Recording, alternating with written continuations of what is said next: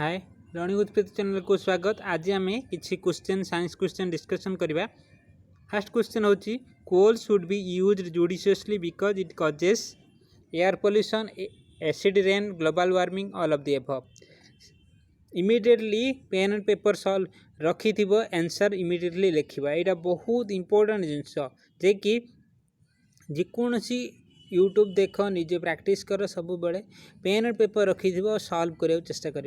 Coal should be use judiciously because it causes air pollution तर smoke particle air आसी जाए air आसीगला respiratory problem हुए सब एयर पोल्यूशन करे एसिड रेन करे से डिपोजिट हो जाए जो तार स्मोक स्मॉल टाइनी पार्टिकलटा एटमोस्फियर डिपोजिट हो जाए से पुणी वर्षा माध्यम आसे जहाँद्वारा कि एसिड रेन फॉर्मेशन करे और ग्लोबल वार्मिंग करे ऑल ऑफ दी अबव सब हुए।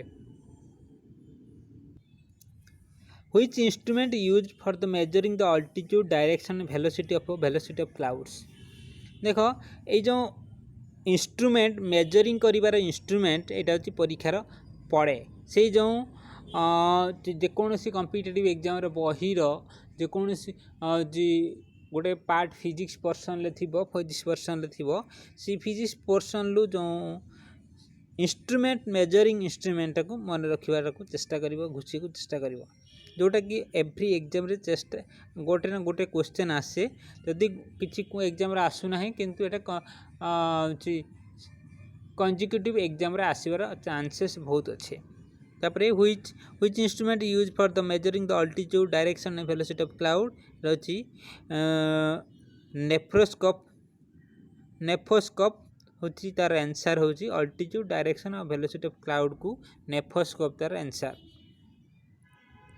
डिस्कशन जानिबा सोलारीमीटरटा हला to measure the combined direct and diffuse solar radiation. फोटोमीटरटा कौन ना अल्ट्रावायोलेट जो इलेक्ट्रोमैग्नेटिक रेडिएशन अच्छी ताकू मेजर करने फोटोमीटर यूज करा जाए। तापरे पायरोमीटर कौन is a type of remote sensing thermometer use to measure the temperature of distant object जो अच्छी आमर सोलार सिस्टम रे ता भितर जो टेम्परेचर को मेजर करने रिमोट सेंसिंग माध्यम रे सेटा को आम से रिमोट सेंसिंग रे पायरोमीटर यूज करा जाय था। बहुत मोस्ट एप्लिकेशन रिलेटेड क्वेश्चन अच्छी बॉयल्स लॉ रिलेटेड टू कौन माने काइनेटिक थ्योरी ऑफ गैसेस जो गोटे रूल अच्छी जो कॉन्सेप्ट अच्छी से कॉन्सेप्ट रे जो कॉन्सेप्ट डिस्कशन होती भितर बॉयल्स लॉ एप्लिकेबल हो पारिबो कि बॉयल्स लॉ हो पारिबो कि। तापर नेक्स्ट है विस्कोसिटी ऑफ लिक्विड रे हो पारिबो कि इलास्टिसिटी ऑफ सॉलिड रे हो पारिबो कि प्लास्टिसिटी ऑफ सॉलिड रे हो पारिबो कि। देखो सॉलिड रे पुणी दुईटा जिनस इलास्टिसिटी आउ प्लास्टिसिटी गोटे क्वेश्चन रे आम जो ऑब्जेक्टिव करुचे ऑब्जेक्टिव कला बेले ब्रेन ले बहुत गुड़ाक टॉपिक रिवीजन हो। चलतु आम जानिबा जे इलास्टिसिटी ऑफ सॉलिड और सॉलिड इलास्टिसिटी को हुक लॉ कह जाए आउ यार आंसर है काइनेटिक थ्योरी ऑफ गैसेस।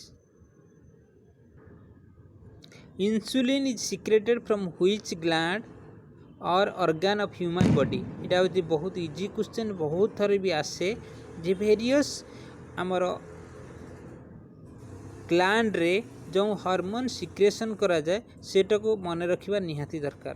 तापरे एबे क्वेश्चन आसला जो इंसुलिन जो अल्फा सेल बीटा सेल अच्छी सेटा जहाँद्वारा कि इंसुलिन फॉर्मेशन हुए सेटा कौन ऑर्गन माध्यम रे ग्लैंड रे सेटा फॉर्मेशन हुए ना किडनी रे हुए नहीं लिवर रे हुए नहीं स्मॉल इंटेस्टाइन हुए नहीं पैनक्रियाज रे हुए।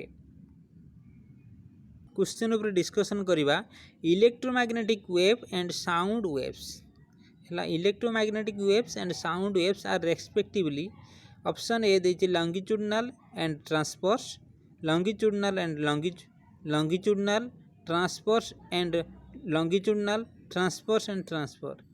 एठी क्वेश्चन को जस्ट बुझिया पड़ो यहाँ हूँ प्रेजेंस ऑफ माइंड रखा पड़ो एग्जाम हॉल रे। इलेक्ट्रोमैग्नेटिक वेवटा लॉन्गिट्यूडनल एंड साउंड वेवटा ट्रांसवर्स कि ना इलेक्ट्रोमैग्नेटिक वेवटा ट्रांसवर्स आउ साउंड वेवटा लंगिट्यूडनल एमती बुझे पड़ो। चलते आम जाना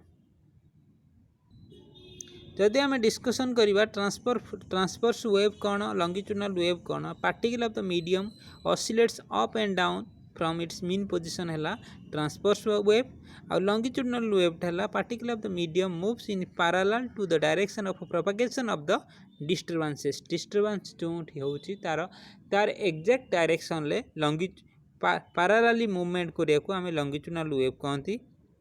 तापरे ट्रांसवर्स वेव रे क्रेस्ट और थ्रो थाए it the propagates as compression and रेयरफेक्शंस। Longitudinal वेवटा कौन हुए कंप्रेशन और रेयरफेक्शन रे मूवमेंट करे किंतु ट्रांसफर वेवटा क्रेस्ट एंड टो रे फॉर्मेशन मूवमेंट करे। The propagation of waves is possible in solid and surface of liquid but not in gases. Transfer वेवटा गैस रे फॉर्मेशन हो पारे नाही किंतु लिक्विड सरफेस रे हो पारे ता सहित सॉलिड रे फॉर्मेशन हो पारे। तार बेस्ट एग्जांपल है लाइट वेव्स। द लंगिट्यूडनल वेवटार बेस्ट एग्जांपल है sound waves that is propagation of this waves is possible in solid liquid and gases. एमती भी क्वेश्चन पड़े जे लंगिट्यूडनल वेव्सटा कौन कौन मीडियम रे हो पारे solid waves liquid waves gases यही सेंटेंस रे गोटे क्वेश्चन फॉर्मेशन हो पारे। तापरे ग्राफ देखिल जे ट्रांसवर्स वेव ता सहित लंगिट्यूडनल वेव